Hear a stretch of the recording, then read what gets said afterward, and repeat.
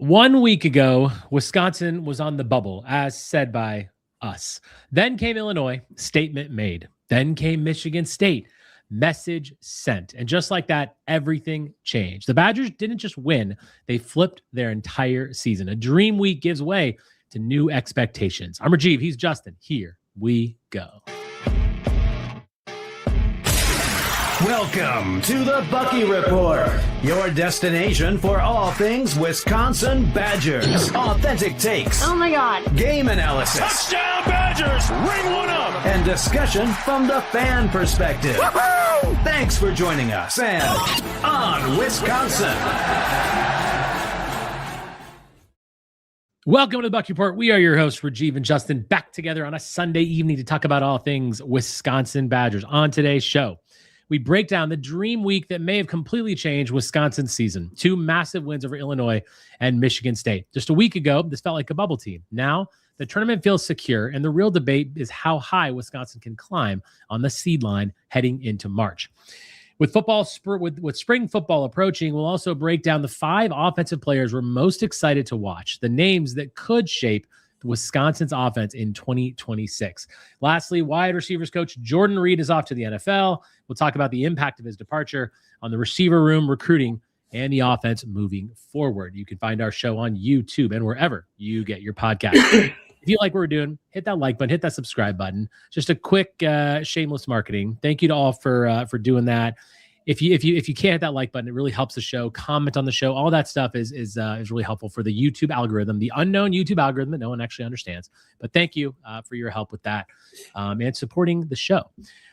Justin, man, how you doing? Are you still on cloud 9 like I am? Because I am. Like I'm loving this basketball team right now. I would be if my cold would go away. Yeah, you're sick. But listen. It made for a Friday night where I felt miserable. It made me feel a good bit better. I was debating getting on the show with Ryan for that, and I'm like, should I say something? And he didn't send me an invite. And I'm like, I'm not saying anything if he didn't send me one. I'm like, I'm better off just resting. I'm like, it was a fun one. It was a fun one. And listen, the Badgers are playing well when our good friend Kevin Brown actually has something nice to say about this team. No, not nice. He says a lot of nice things about the team, but I shouldn't say that. He's a very critical Badger fan, and he's critical of Greg Gard, which is fair. Very fair, Kevin. I'm not trying to. He makes them earn their praise. That's right. He says they finally have me believing they can finally make a run. I mean, it's a fair point. Before we get into basketball, so we are going to talk about basketball. We're going to talk about spring football a little bit, and of course, Jordan Reid a little bit at the end of the show. Are you into the Olympics, man? I'm so into the Olympics. What's your stance on it? I haven't been, but the sports just starting now that are the big ones, like men's ice hockey.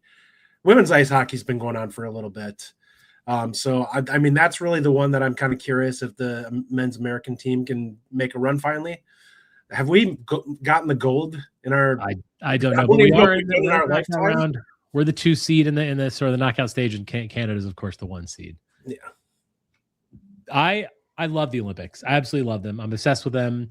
And I'll tell you what, if you have Peacock, and if you watch Badger games on Peacock, then you likely have Peacock. It's pretty great. You can actually go to the Olympic channel and then pick the sport you want to watch. And then within that, you can I want to watch the finals of men's downhill. I want to watch the slope style, whatever. It's great. You can just sit down and watch whatever you want. It's awesome. The curling's been crazy. Canadians, they're absolute cheaters. I don't know what are you touching the rock for in front of the hog line? I don't know what you're doing there, buddy. But yeah, very, very fun. I'm a huge Olympic. I'm an Olympic nut. I watch it all day at work. I have it on my TV in my office.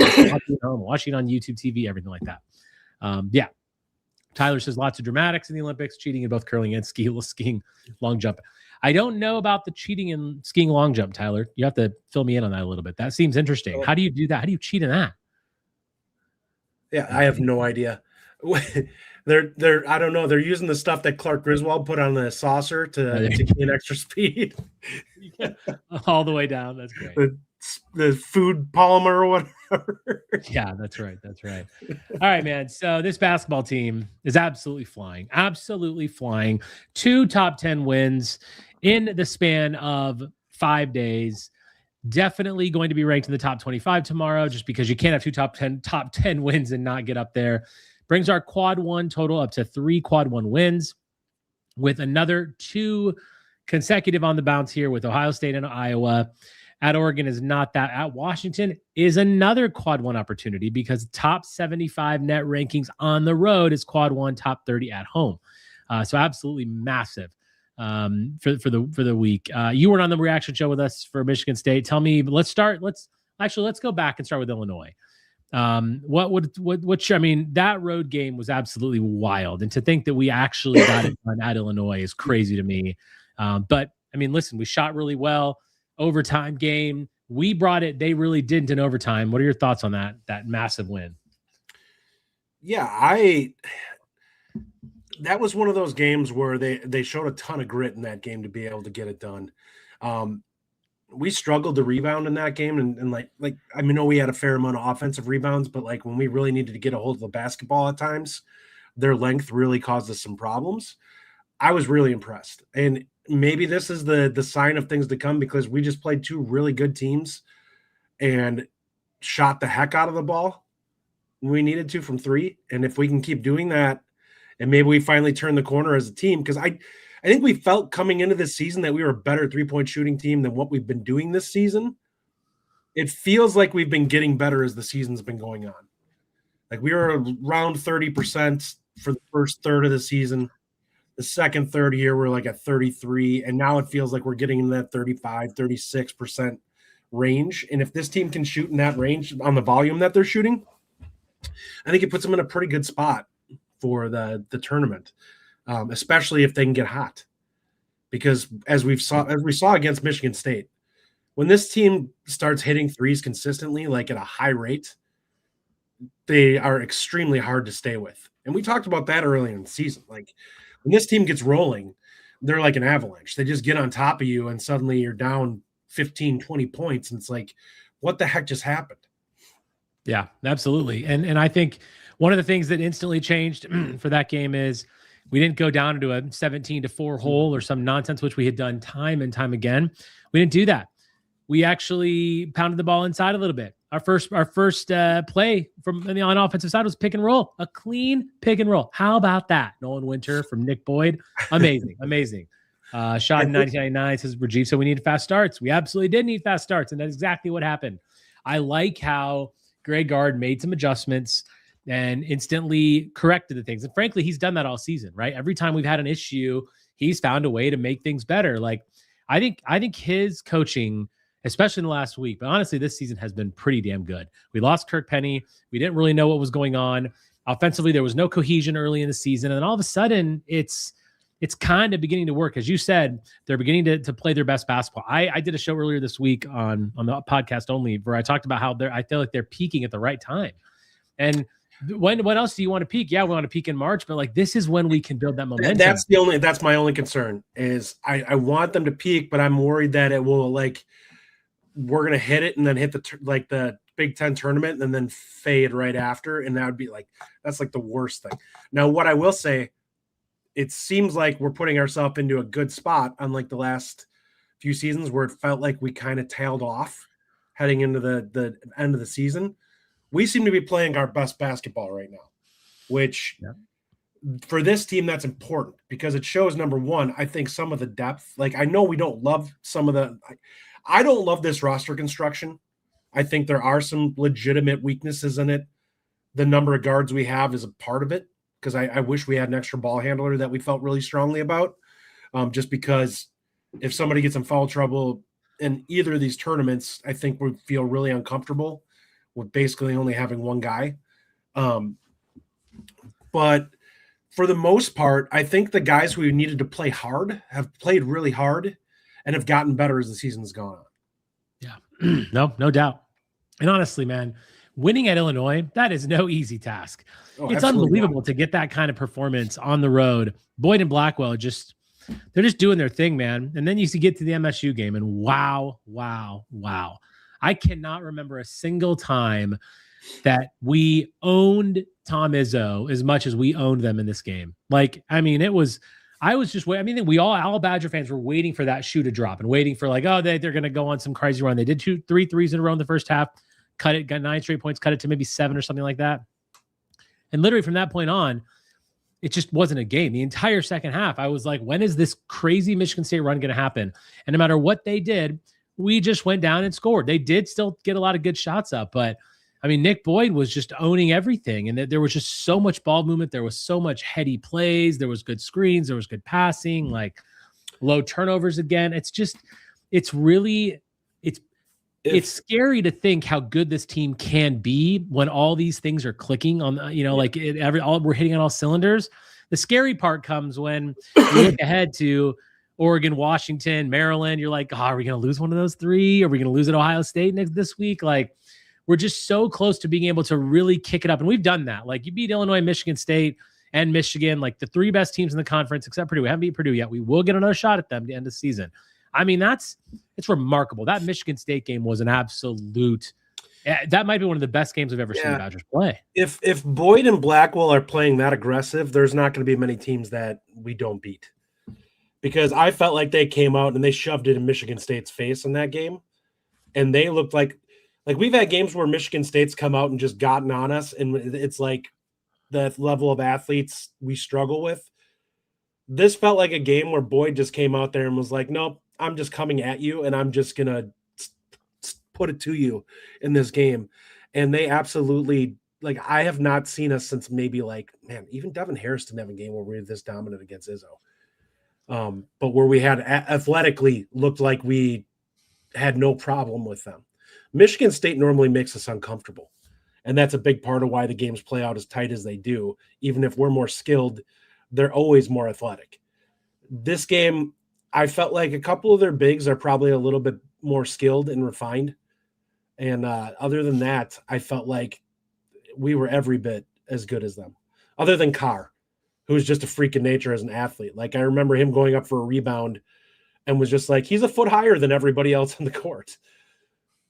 Yeah, I mean, it's pretty surreal to even think that even happened. I mean, you're right. Like, there's a lot of guys on that team that are good.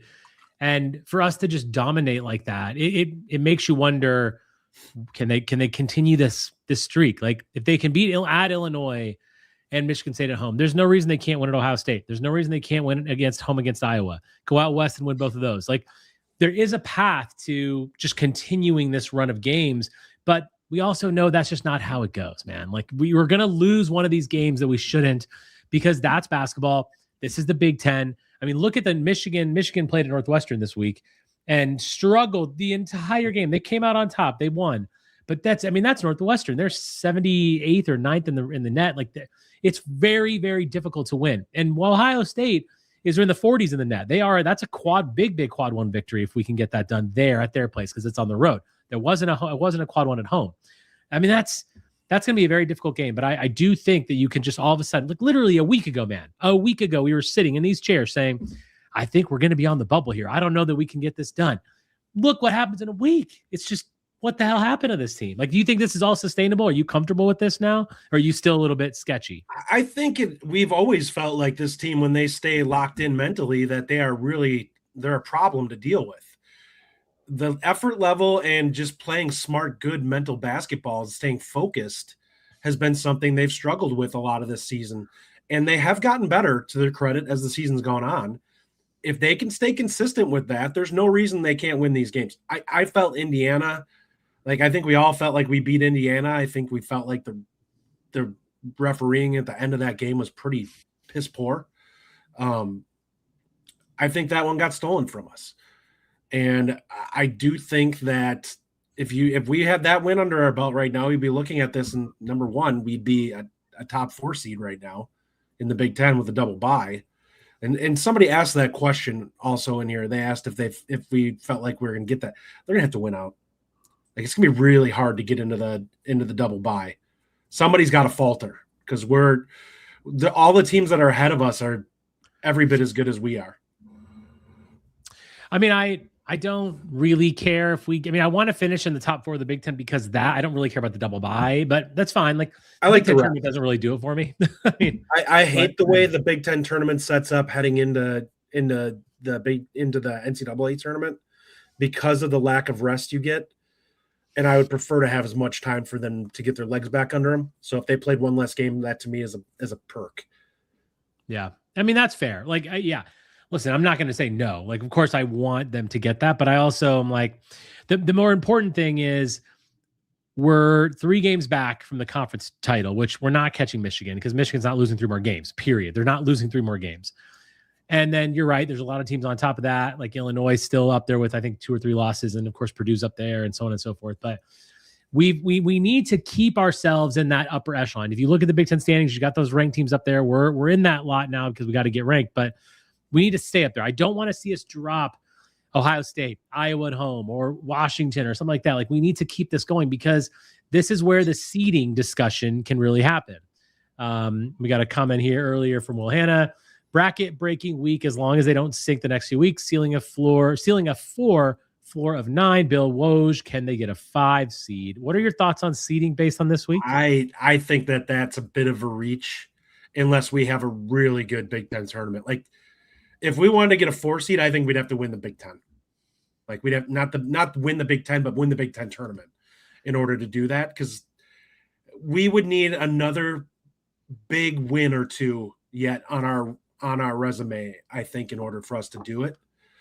Because we have 3 really nice wins now, but we also have a lot of meh that's kind of sitting in there in our wins, where they're going to look at it and be like, yeah, they did what they should do to these teams, and they don't have any terrible losses, but against the quad ones and stuff like that, we're still under 500 on the quad ones, which if we were something like 5-3, you probably could be pushing a 4 seed, I think.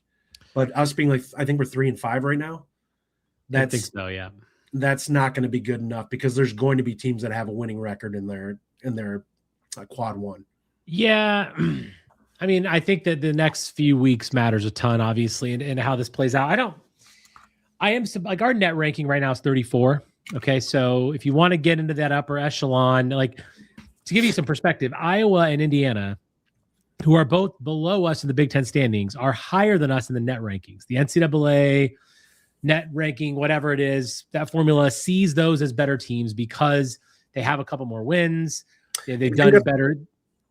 Go ahead. Do you think that's because of those couple of big blowout losses we had earlier, that those are being made heavy? I don't think so. I think, as you said, our record against quad 1 wins is like 3-5 or something like that. And I'm going to look it up right now. I have it already. I pulled up, but I didn't. All right. So here is so the Big Ten, oh man, what did I do? There we go. So the Big Ten, obviously the top ones are Michigan, Purdue, Illinois, Nebraska's 11, Michigan State 15, Iowa 27, Indiana 31, Wisconsin 33. We are 3-6 against quad 1 teams. Now Iowa's 2-5, Indiana's 2-7. The reality is, like, I don't know. I don't understand all the stuff that goes in behind this stuff, but if we beat Iowa, and we're going to have Iowa at home, we beat Iowa, we're going to surpass them. Indiana did beat us, albeit at home.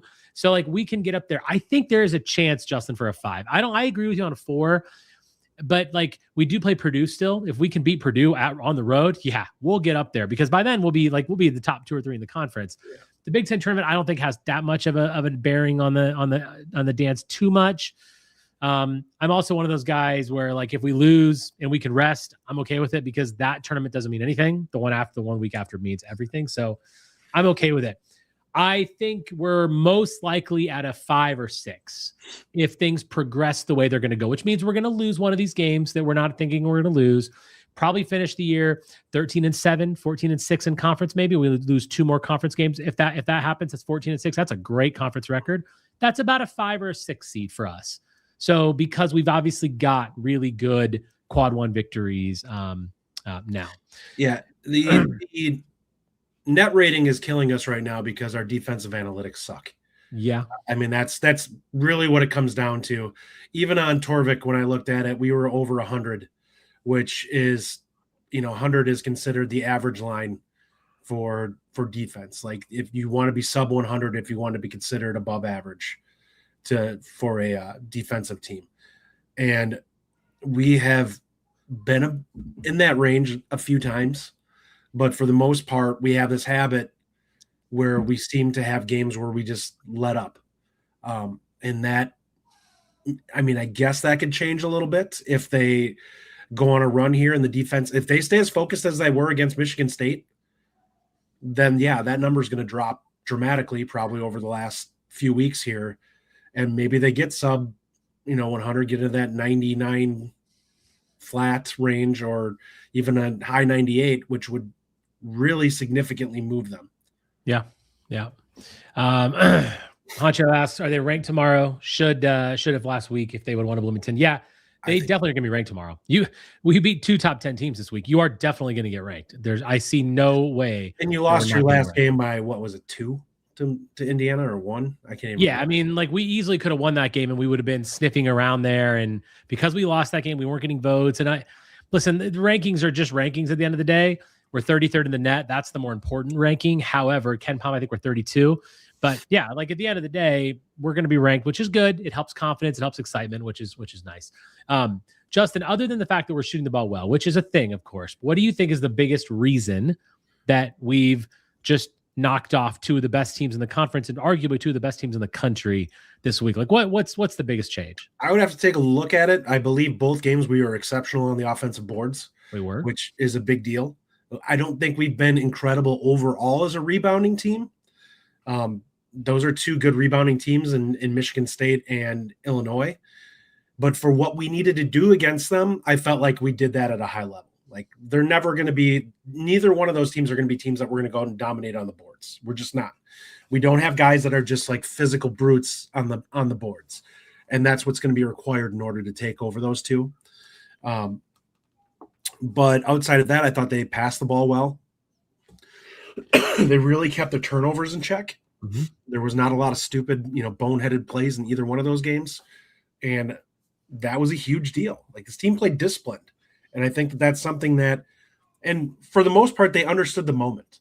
Like you didn't get a lot of these possessions where they came down and they needed a good shot where they did something stupid or jacked up a bad shot. Now they still happen at times. They're not perfect. And a part of it is because of the style of play they play. But for the most part, they've done a good job of getting good offensive looks time and time again, which really tends to feed into consistency. It helps that obviously they're making the shots and they're doing all those things. And so for me, points in the paint, you mentioned turnovers. That's huge. Points in the paint, which comes from a lot of different avenues, right? It comes from forcing the ball down there in the post a little more early in games. It comes from a lot of dribble drives. It comes from offensive rebounds, like in putbacks. There's been a lot of activity and scoring in the paint. The other thing I'm going to just say is a name, and that's Austin Rapp.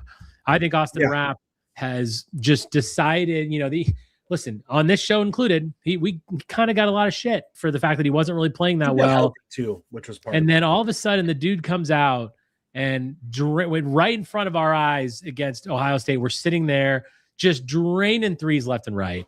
He gets ill. He has to miss a game, comes back, it's like he literally is a new player. That Ohio State game to now, he's a new player. Like it's like we signed a new guy in the transfer portal midseason. That's what it looks like when you have Austin Rapp now. So you couple that with another big, obviously Winter playing really well, getting his doubles every night. Boyd and Blackwell now really being talked about as one of the best backcourts in America. It was already the Big Ten. Now everyone nationally is talking about how good this backcourt is together. You have a streaky shooter in Braden Carrington who does really well. I mean, there's just a lot of good pieces here. And that points in the paint, turnovers, and Austin Rapp. Those are the things that I'm like, there's no reason those can't continue either. Like we're going to have games where we turn the ball over. That's fine. But this is a recipe for success. And I think part of that, the drop in turnovers comes from what I've talked about before, which is the cohesion between Boyd and Blackwell, right? They're looking like they're more comfortable with each other. The team simply just knows each other. They're playing better. All that you can improve your rebounding numbers. You can improve your turnover numbers with all that. It's really impressive just to see how this goes. There was a comment I wanted to put up from our good boy, Rob Sorensen. Where's the believe meter at tonight? Let me tell you where the believe meter is at tonight. I absolutely think the ceiling or the Final Four for this team, which I know people think is crazy. It's not, because we just beat Michigan, Illinois, Michigan State. There is no team in America, maybe Arizona, that we cannot beat, because I think Michigan's the best team in the country. So we can beat all the teams, and we beat them at their own place. So yeah, getting by the round of 32 is going to be difficult because we're going to run into a buzzsaw team like we have the last few years that just is going to shoot the ball well, and we're going to struggle. But we have the shooters, and now, Justin, we're finding ways to score when we're not shooting the ball well. We're playing better team basketball. We're playing better defensively, more effort defensively. The Final Four is the ceiling for this team, and people think I'm crazy. That's fine, but tell me that they can't beat any team in the country, because you're wrong if that's what you say. Well, I was just going to say that specific thing. The bigger question is can they do it multiple times in a row? Now, beating Illinois and Michigan State proves that they can do it a couple times in a row. Can they do that consistently? We will find out. I mean, that was the hallmark of that 2015 team.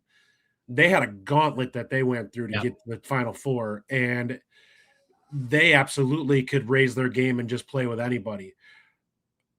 We have not seen this team shoot objectively awful more than like once or twice this entire season. That is probably the biggest difference between what we've seen from this team and some of the past teams that we've watched heading into the tournament. Is we don't feel like there's going to be a game where we lay an egg and go 3 for 30 from three. Like our games, our poor 3-point shooting games have still been objectively lukewarm. Like they're 25% or 20%. And it's like, yeah, they didn't shoot great from three, but it wasn't 10%. So I think the floor for this team in terms of shooting isn't poor. As long as Boyd and Blackwell are being aggressive, I think it bodes really well. There's not going to be a team that we really run into that has a dominant center type this season, unless they get to somebody in like the Final Four or in like the Elite Eight, where you're facing a top tier team, unless we get seeded really poorly. So we'd have to be like an 8 or a 9 and, get a 1 seed in the second round. I mean, we have faced teams like that. We've beaten them. Illinois and Michigan both have dominant big men, and we were able to stop them. And it's just really. I mean, more on the physical side. I mean, Michigan does have a pretty good skilled big, but he's not a guy that I think can go down there and just kind of abuse you in the post. He's skilled, but he's not a guy who's going to just out muscle you into the point. Like we haven't had to deal with that this season yet, in terms of some of our other Badger teams have. But I don't know if there's a team out there that really has a guy like that this year. Yeah. You look at and you're like, this guy's a problem. The Big Ten is normally the conference that has that guy. Tyler says, Rajiv's my guy, but he's drinking the juice heavy tonight. We haven't made a Sweet 16 in a decade. Let's start with baby steps before we start throwing out Final Four talk. Here's what I will say. I am not saying this is going to be a Final Four team. No. I do. If you ask me right now, are we going to the Final Four? No, we're not going to the Final Four because we're too inconsistent. However, we have the ceiling of Final Four. Last year, I don't think our ceiling was Final Four. Like we have the ability to beat any team in the country, and we have proven that. That's actually a fact now. It's not a debatable topic. We've beaten Michigan and Illinois on the road. Two teams that are absolutely vying for the Final Four, 100%. So yes, I understand that means we have to get by the early tough games, and then we do. And I'm not saying we're going to. Like, if you ask me right now, my prediction, we're going to make it to the Sweet 16, and that's where we're going to stop. Mm-hmm. But I do think we have the possibility. When in gambling, Rajiv drinking the Kool-Aid like Andre the Giant used to drink wine. I listen, I respect all opinions. I just don't feel like getting a Final Four is out of the question when you can score 92 points against 3 of the best teams in the country. You just dropped 90 against all 3 of them. That matters. That's not nothing. We don't normally do that. So this is something different than what we've normally done, right? Do you still have the concerns that we're going to run into a team that's going to be able to get really physical with us on the perimeter? I don't know that I worry about that with Boyd. Because I think if you want to try to get that physical with him, I think his quickness is going to be like you're running the risk that he just blows by you if you try to get up in his face that much. My issue is like I had that concern, and to an extent I still do, because that's what teams like Minnesota did that against us when they played us at home and they had an awful first half. Ohio State did that to us a little bit in that game. Indiana did. Like they really, really pressured the perimeter, which flustered us. My biggest issue in those games were that we could have coached a little better, and I think Greg Gard's done that. And Illinois tried to do the same thing, but they couldn't do it because we ran better pick and rolls, we made better passes, we made quicker decisions, and we forced the ball down low, and we rebounded and put up offensive rebounds like that. all that plays into the fact that if you do get pressure like that, we can do that. I am confident in Boyd's ability to break that press down a little bit and to some of that ball pressure that he gets. And the more, another thing is that's where Austin Rapp comes into play. The more confidence he has, that's one more guy on the court that can shoot the ball, because you can't cover everybody out there because we're just going to put the ball in the paint with the guards. Like Boyd can do that. The reason that Boyd gets blocked a lot, yes, they go to his left, but they're obviously collapsing the lane. We haven't been able to have the 4 and 5 out there shooting other than Winter. Biliauskas has been out there wide open. If he makes some threes, Rapp's been wide open. If he makes some threes, that's how you can combat that a little bit. I am still worried about it though. I'm still worried about it for sure. I'm worried that game where we have 10 first half turnovers and we shoot 15% from 3, that's coming. The question is, do we have any shot we can win that game? Kevin Brown, if Boyd gets shut down, then we'll stall. What I will say is that Boyd is not going to get shut down. Athletically, he is going to be able to do most of what he wants. Now, what teams can do is they could take away getting to the rim from him and let him just shoot, which I think that's where you potentially run the risk of him stalling. If he's not hitting shots from the outside and he settles, that's going to be a problem. He's got to find ways to work around it to still be productive offensively without settling if teams start to play off of him. And the fact that he's shooting really well, like he's on an absolute heater from the outside right now, teams aren't going to be able to do that if he continues to shoot like this. Like he went from being like a 30% three-point shooter. I think he's shooting like 36 now. Yeah. So if he continues to stay hot, you have to play up on him. And if you're going to play up on him, he's going to go by you. Yeah. Jagavi says BYU pushed the Badgers around. Yes, I think if that game was played now, it'd be different. Yeah. I was at that game. It was rough. Believe me, Kevin Brown and I are both at that game. That was rough. Tyler Strieber, good comment tonight. And Illinois was missing 2 guys and only played 6. Win is a win, but let's have some context to that one as well. At full strength, I'm not sure we squeaked that one out. Here's what I will say to that, Tyler. First of all, we were down 12 in the second half against that team. How many times, I don't care if they played 5 guys, how many times is a Badger team down 12 in the second half on the road to a top 5 team win that game? They don't. They just don't. That's the difference because I think this team is wired a little bit differently. Also, we lost and we're on the road to Indiana without Austin Rapp, but nobody counts that. Like, you just got to get past that. If they played 6 guys, I talked to the guy. I mean, I was watching the show of our good friend Sonny Verma over at Locked On Illini, and he talked about how like he had no concept of why they played 6. That's a Brad Underwood problem. Like, they shouldn't have played 6. They have more guys on their bench. We just beat them, and they didn't know what to do because we flustered them. So I understand the context of the Illinois win, and that's fine. But it's a home game for them. Like, you should be able to overcome some of those issues when you're playing at home. Yeah, the big things that I'll say on that are, number one, yeah, that guy's out. Wagler also went off in the game. Like he had Wagler 36 or whatever against us. Not to mention the fact that, honestly, like we talked about this in our group chat, there's a difference in the rosters. Like there was a talent differential in that game in every spot except for point guard and shooting guard. Like, Illinois had the better roster. They got outplayed. That's why they lost the game. Would I still take their roster over ours? Yes, I still would take their roster over ours because from a talent from 1 to 10, that roster is a better roster construction than what we have. It's just deeper. It's got more size. It's more skilled scoring going throughout that roster. But the reality is we got it done. We have 2 guys that are more experienced in Blackwell and Boyd than what they really have. And that plays a big factor. Now, I'm not going to, take away from that win. Like, I just think that that's doing a disservice to the guys and what they accomplished in that game. I mean, do we look at the Michigan State game and say, well, we just got hot in that game, so it doesn't matter? Because I felt like we just outplayed them. And I actually felt like in that game, we were the more talented team for a lot of it and that may be just simply shot making in that game, but they really struggled. They really seemed uncomfortable, and they started to press. Once we got up big on them, they were rushed. Yeah. We will see what happens with this team. At Ohio State on Tuesday. Going to be a very difficult game. Again, quad one victory. That'd be great to have 3 consecutive quad one victories. Holy cow. Listen, if we come on here next week, we play Iowa, I think, before we come on the next show next week, I think.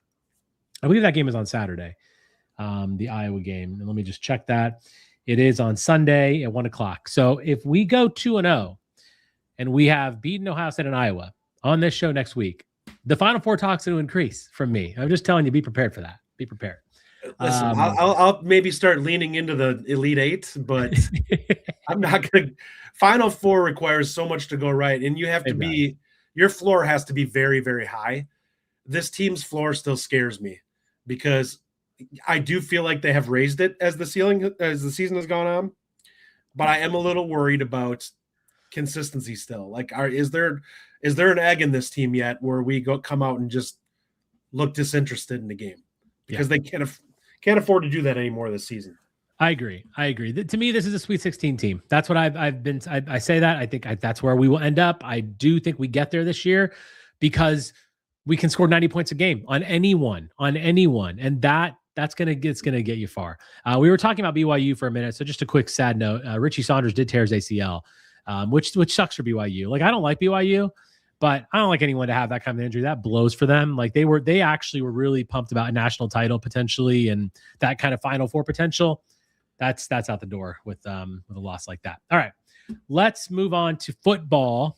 Spring football is starting in about a month, just over a month, which is fantastic. So we're going to talk about we are going to talk about Jordan Reid at the end of the show, but just to we're going to do every week we're going to talk a little bit more about spring preview stuff. So we're going to talk offensive players. So this was Justin's idea: 5 offensive players we are most excited to watch. So put your answers in the particular order here, by the way. Yeah, no particular order. Yeah, put your answers in the comments. We put it out on Discord earlier today. Got some responses. So I'm actually gonna put that up first. So this was the community answering this exact question. So the top 5 players. If you're listening to this on a podcast, I'll talk through it. So, and in the vein of the Olympics, I put some gold, silver, and bronze medals under for this. So the top 3 sort of vote getters were Abu Sama, the running back out of Iowa State, Colton Joseph, of course, and Kevin Haywood, which is a returning guy, but also someone that people are dying to see play in the spring because we didn't see him all last year. Honorable mention. There were a lot of other people, by the way, that got votes in here, but just some their name popped up quite a bit. Carter Smith, Lucas Simmons, Shamar Rigby, Domingo, Malachi Coleman, Eugene Hilton, Grant Steck. So those are the offensive players, Justin, that the community is most excited to see during spring. Let me hear the first name on your list. Well, he was number 2 on that list. That's Colton Joseph. I'm very much looking forward to hearing positive things come out of spring about how athletic he looks and hopefully how comfortable he looks in this scheme. Yeah. I mean, I obviously Colton Joseph's on my list too. I don't really know how you could have this list without Colton Joseph on it because, that's everything. And number 2 for me, actually, so my list was actually pretty similar to the list that the community had. I'm going with Kevin Haywood for my second one. I'm very excited to see him play because we haven't seen him play, and I think that there is a sort of understanding and a sort of confidence within the fan base that we have a left tackle in Kevin Haywood, and I think we do, and I think most people agree that we do. But we don't know what that knee looks like. We've certainly heard from some great things about his production and has his progression and looks great, but we need to actually see it out there, especially given what we had last year at left tackle and the debacle of fall camp and all that stuff with Davis Hines and everything. So I'm very excited to see what Kevin Haywood has. And I'm hoping that he just shows dominance like I think he would have shown last spring had he not gotten hurt. I don't have a lack of confidence in him, but he is one that I'm very eager to watch. Yeah, he's on my list too. And for me, a big thing is just seeing him go out and enjoy, have some success. Like he was obviously the first year, dealing with being stuck behind everybody because he was a true freshman. And then last year expecting big things. And right when he feels like he's getting ready to go, then gets the injury where he has a chance to have his breakout. And now I just want to see him get out there, get good, get confident, and hopefully be ready to go going into the fall. Yeah. What's your next one? Yeah. My number 3 Deuce Adams. Hmm. And the reason it's Deuce Adams is after watching Smith last season, I cannot comfortably say at this point in time that I feel confident that he's going to be ready to be the backup this year. So for me, the biggest thing that this team needs is I need to know that this team has a competent backup. I don't care which one of them it is, but the reason why I say Deuce Adams is because he's got an extra year in college football under his belt. And I feel like he's a little more polished than what Carter was this last year. So the question is, who takes this job? Does Adams come in and kind of prove that he's just ready to go and a little further along? Or does Carter come and take the reins here and jump in and take that position? My gut instinct is the guy who seems more polished will be a little bit further along, but we'll see. I have heard Kevin Brown put it up on the screen. I put up his comment saying that Smith is making a jump. I have heard that Smith is looking really good, and there's a lot of confidence in his ability to potentially be that number 2. I still think Deuce Adams starts the season at number 2. Interesting enough to think about whether Carter Smith can make that jump. There is a lot of good talk about him, but yes, I agree with you. I would love to.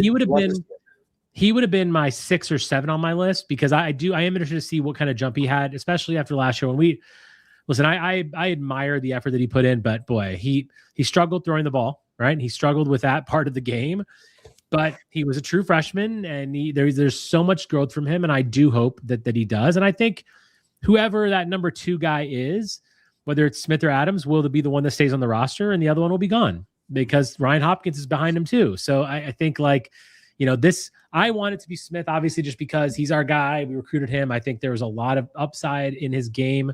He's super athletic, but he's got to be able to throw the ball a little better. And from what I'm hearing, I think he is going to be surprising people in the spring, which is good. My next one is Shamar Rigby. I don't feel like he's talked about enough. I don't know why Rigby isn't talked about enough. I think are very, very similar. I just feel like he could be our number 1 receiver, and I don't know that he will, but I just the guy has real experience. The guy brings an athletic ability and a swagger about his game and the route running and the hands. I like him. I like him a lot. He is my favorite receiver that we brought in, and our receiving unit appears to be a bit of it's about the biggest question mark you can have on a team. So I'm saying Shamar Rigby because I want to see what he has, and I want to see what this group can actually do. Yeah, for me, I think I have Rigby on my list too, and the reason is that I trust him most to be productive this year out of the receivers that are in that room. And by productive, I mean if there's somebody I expect to get 600 yards this year, it's probably Rigby. I just think that he's the one that I expect to be the most consistent coming out of the group, which I will follow up with my 5th guy, Hilton. Mm-hmm. And Hilton is on there as I feel like he has a legitimate shot at being the number 2 receiver. And a lot of it is, number 1, he knows this offense already. He's had a year in it. And number 2, he is very polished for the type of player he is. He might not have the ceiling of a guy like Kearney or some of the other guys that they brought in, but what he lacks in top end speed, he is a far more polished route runner than some of the guys, and has he's a much better technician than some of the other guys that they have in there right now, where that he's going to do the little things right. Yeah, no surprise. Hilton's on my list as well, because I think that there's a lot of question marks surrounding him. I don't need to really add much to what you said. You're right. He's in the offense. He knows it. I think this is his year to make a real jump. This is Hilton's year to say, you know what? I need to take a step. I need to show what I can do. And whether it's to eventually go somewhere else, go to the SEC and play, fine. Just do it here for a year. I'll lead into my last one. And you put a comment on the screen we'll talk about, but mine is Lucas Simmons as my last guy, because, I think last year, biggest issue on the team, we know it was offensive line. So I have 2 tackles. I have Simmons and Haywood on my list of 5. Because I'm not really nervous as much this year. I am nervous about the depth of the O-line. I'm not nervous about the starters, but I wanted to see who those are. Does Simmons start at right tackle? Is it Mandel? Is Mandel moved back to guard? What do we see in the spring? What do we see in fall? I don't know.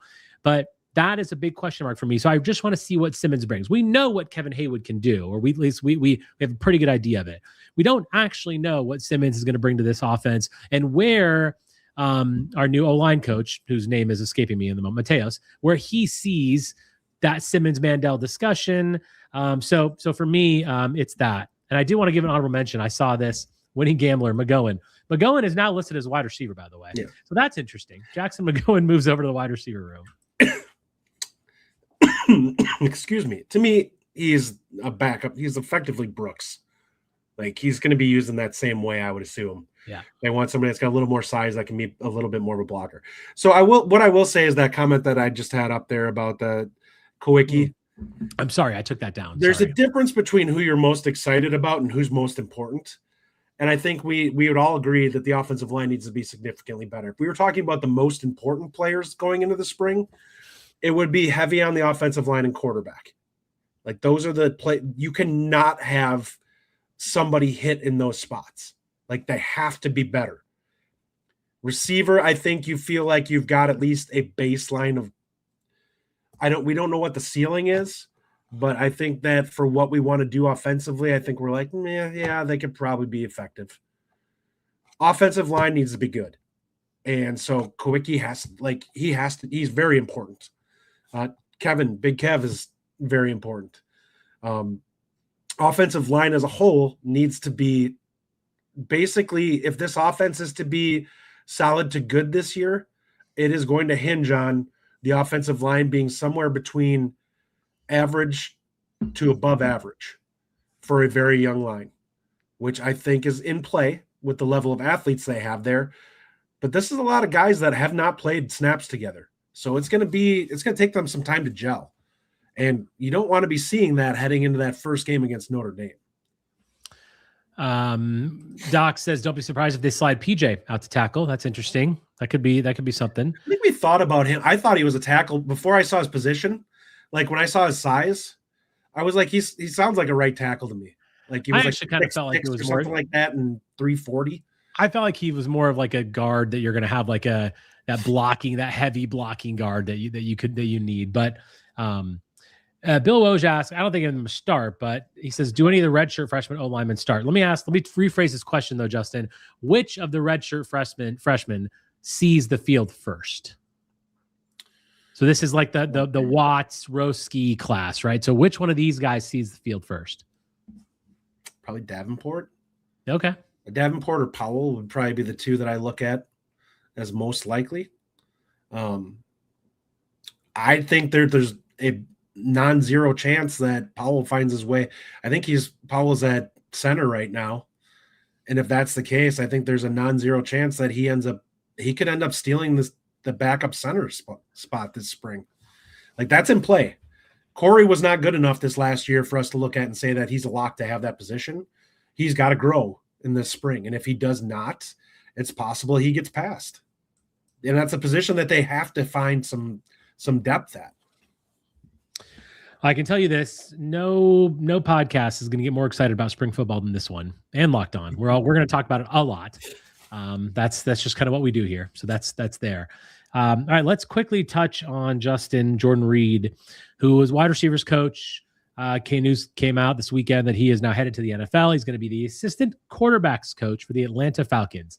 Give me your sort of thoughts on that. That's an interesting position for him. Yes, it is. But that's what he's doing.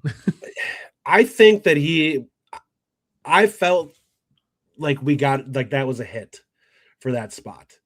Now, I don't think we got there's no way to really evaluate what we saw last season.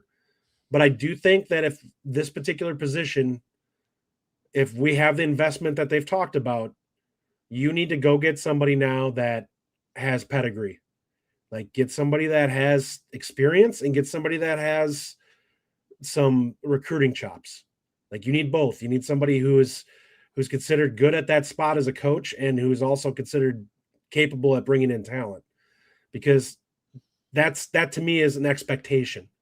Like, if you need to go out and spend $600K on a wide receiver coach, then do it.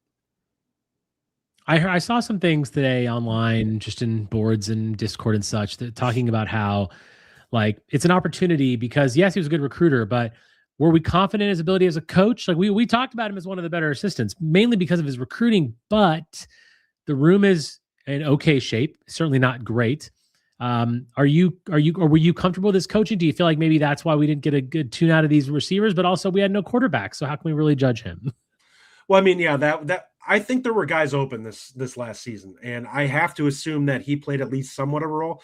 Now, Vinny was pretty polished by the time we got to it this year, but there's a couple of things that you can look at there. Either as play design, which guys were getting open, or guys were just making strides in terms of their ability to separate. But I don't think any of us thought that the problem was receivers not getting open. Like there were guys running free. Like that was one of our frustrations when we were watching the quarterbacks because we had nobody to get them the ball on the plays when we did scheme somebody open.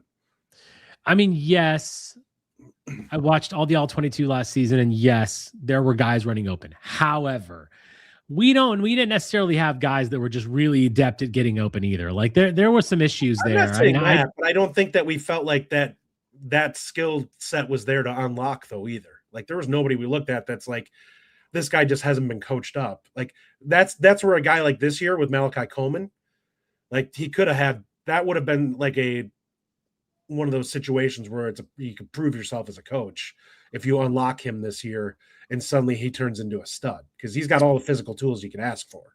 Speaking of which, I'm going to put this list back up that the community had. Malachi Coleman was on this list as someone who a lot of people mentioned as a guy they're excited about. Obviously, the three were Sama, Joseph, and Haywood. By the way, the number one guy by far on the community list was Abu Sama, and neither of us mentioned him. Why wasn't he on your list of excited players? So for me, I just look at it as I have an expectation of what he's going to be, which is going to be a really solid, dependable back this year.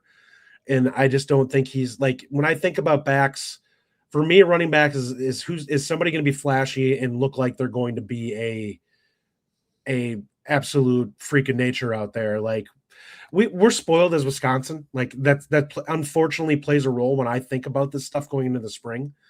I've seen too much Jonathan Taylor. I've seen too much Melvin Gordon. I've seen too much of this where you look at it and you're like, oh, runs are broken every day. So when a guy's not doing that, and Sama's probably not going to be a guy that's going to just chop it up and blow up every practice unless the offensive line really has taken a lot of strides. So I kind of have to look at it from the perspective of like, I expect him to be the guy who's kind of leading that room. Yeah, that's fair. I expect him to be a chain mover, by the way. He's going to be a guy that's going to get us some first downs. He's a very vital part of this team, and he would have been near the top of my list. But quickly getting back to Jordan Reid, another comment I saw today where it was, why did he leave? Why is he leaving Fickle? Why did Fickle let him leave for an assistant quarterback position? Let me tell you, it's going to the NFL. Yeah. You can't I don't think he'd let him leave. I think there's a lot of coaches that want to be in the NFL. Right. I mean, it's like the dude's going to the NFL, and it's like, well, is it demotion? It's not it. He's going to the NFL. I don't care what he is. Like he's from the Atlanta, Georgia. He's from Georgia, I believe, and like I'm pretty sure that's what I saw today. But he wants to go to the NFL. Who doesn't want to go to the NFL? Like So I've got no issue with that. I do hope that they get one or two guys to replace him. Like we need a recruiter. We need a guy that can coach. Like there's no limits on assistants anymore. So let's load up at that position. If you ask most Badger fans what position are they most concerned with going into this year, most people would say wide receiver, just because we don't have a true number one at that position. So even more so a reason that you need to have a guy here that you're comfortable and confident in that can get a tune out of them. It is late in the cycle. It's not exactly a time to be hiring coaches, but this is what you got to do, right? So that's fine. Also, you're probably going to have to take somebody from somebody else. Yeah. Speaking of hiring coaches, I do want to just mention, we haven't brought it up on this show yet. Jimmy Leonhard, now a defensive coordinator in the NFL. Congratulations to my guy, Jimmy. One of my favorite Badgers of all time. Like he was a Badger when I was there. I think we all would have loved to have him as our defensive coordinator. Many would like to have him as our head coach, given what we've seen. But I mean, so happy for Jimmy Leonhard. I have several Buffalo Bills friends. And I'm like, listen, you're getting a good guy. I cannot wait to see what he does at Buffalo. It's not even just that. He also stole the edge coach from Minnesota. Yeah, he did. Which was the best part of the whole thing. And Jay Valai. Congrats, Jay Valai, on getting a shot in the NFL. He took April, right? Yeah, Bobby April. Bobby April is going up, and Jay Valai he brought in too. Jay Valai, good old Badger. Yeah. Yep. It's awesome, man. It really is. Like I'm really excited for him. Obviously, the sour taste after everything that happened with the whole Fickle versus him debacle, and then going to Illinois and working for Bielema, and then going to the Broncos. Like, he has long deserved a DC position in the NFL. For the life of me, I don't know what the hell you Packers are doing, not hiring him. Like, what are you doing? Like, what are you doing? You want to know what it is? I think that you have a head coach that his ego got bruised by Leonhard not taking the job the first time around, so he's holding a grudge. And I kind of look at it from the perspective of, your defense sucked last year when you didn't have the best player in the NFL on the defensive side of the football. So pull your head out of your ass and get someone who, at a bare minimum, sets a standard of extremely competent defensive play. Because the Packers defense the last several seasons has not been extremely competent. There are far too many times where I look at it where the mental gaffes and stupidity that I've seen on defense were the reason they lost games. Yeah. Doc says, do the Bills play the Colts this year? The answer to that question is no, they do not play them. So that's good for me. I don't want to see Jimmy Leonhard, but hopefully we see him in the playoffs. But we all know that my team can't make that. We're going to win 8 or 9 games. That's a big get for Buffalo, by the way.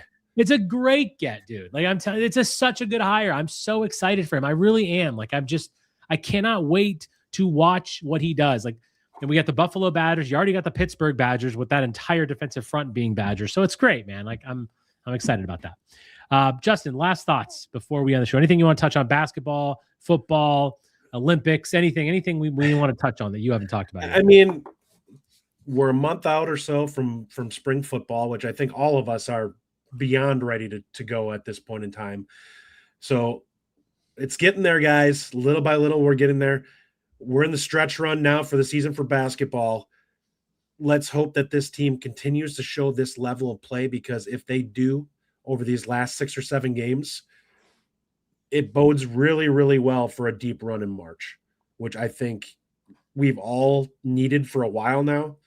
I mean, 2017 is the last time we had a real run in the tournament. We could all use some, something to be happy about getting past that first weekend. Yeah. You made a comment earlier that I think you're right about. Obviously, like, the difference between the Final Four teams that we've had, or even the better teams we've had, is because the floor has been higher. And that is an issue. They weren't going to lay an egg. Right. The floor is it's slowly raising. But the thing I wanted to touch on is Tom Izzo made some comments after the game, and he talked about Greg Gard, and he used the phrase, Badgers need to appreciate him and what he's done. And I've been in Greg Gard's corner for the whole time. You have all the receipts on this. I've always been in Greg Gard's corner. I'm extremely impressed. Extremely impressed with what he's done with this team. A lot of teams with this many personalities, and with Nick Boyd and Blackwell and everybody, would have not been able to get over the hump that, like, the slump that we were in early in the season, to climb out of that and to now rack up consecutive quad 1 wins, consecutive top 10 victories. Like, that all matters. And you got to give credit where credit is due. And to me, the ball movement, everything, the cohesion fix, everything you look at, there was a problem for this team, and things are getting corrected. It's Greg Gard. And, yes, the players get a lot of the credit, and the coaches get the crap when they lose, like what we're doing on the football side. But you got to give Greg Gard the credit here on the basketball side. I think he's done an incredible job, and he is not going to get enough credit from the Badger fan base, in my opinion, because a lot of people still don't really like him, and that's okay. I do, and I just feel like we need to saddle up and give him some freaking credit, because he's had an incredible last month. I will go beyond that, and I will say flat out, if all these people that want to complain about him striking out in the state for recruiting for high school kids, if he doesn't do it this year, for you people that have the big pocketbooks, he's not getting them because of you. Because when push comes to shove in this, they're not going to put their budget towards those young guys if they don't have it. And right now, they're more focused on getting funding for experienced guys so that they know they have a baseline of talent in there. But there's some really good players this year that the Badgers legitimately have a shot at, that they're probably not going to lock down, because they're not going to be able to stay in the financial game with this. and that's going to suck. And you guys are going to complain about how good that guy looks at some other school, and it's going to be because you didn't want to open your pocketbook and give Greg Gard $1 million to go pay for one of these guys. And then you'll be like, oh, it would have just been $1 million. And it's like, well, yeah, like it's not, this isn't like football where we're asking for $5 million to put together a roster. Those young guys are looking for 5, 6, 700K, and they're worth it because a lot of those guys can come in and be borderline starters year one. And there's some really, really talented guys that you're going to be probably that, like Davis, there's a pretty good chance is not going to show up here. Jaylen Brown, another really gifted player who Badgers could end up, losing ground on because they're not going to be able to offer the same amount that some of the other schools are. Depending on how this season ends, I think that the athletics department will funnel more funds to the basketball I hope program. So because I think he's earned it now. We wanted the football team to get spending. They did. Appears that way. So good for them. And if there's money left, it needs to go to basketball because they're bringing it in. Greg Gard has done an exceptional job building his roster. Look, we've gotten 3. How many teams in the country can say they've got 3 bona fide portal stars and 3 back-to-back seasons? AJ Storr, John Tonje, and Nick Boyd. That is, though we're talking about pretty much the best player on the team the last 3 seasons has been from the portal. And those are players that a lot of teams would have killed for. And Greg Gard got the deal done. So kudos to him. We'll be back again next weekend, of course, hopefully talking about 2 more victories in the basketball. I'll be back for my Rajiv's Corner midweek. Go check that out. And yeah, unbelievable dream week for the Badgers. Let's hope it continues and we talk 2 more wins next week. Thanks for joining us as always. And on Wisconsin. On Wisconsin. Thank you for listening. If you enjoy this show, subscribe to our YouTube channel at The Bucky Report or The Bucky Report Podcast from wherever you get your content. Until next time, on Wisconsin.